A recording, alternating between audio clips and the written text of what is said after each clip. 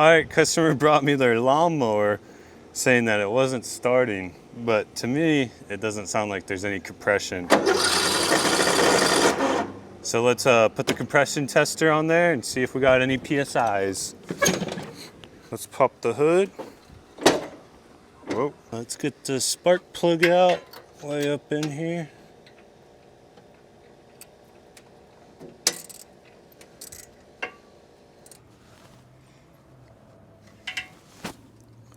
This is how the spark plug looks. I'll let the YouTube mechanics tell me what they think it was doing. Definitely looks like it was burning a little bit of oil. Right.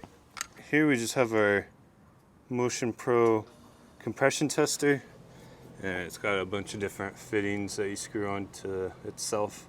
But yeah, so now we get to try to get this in there nice and good. Alrighty.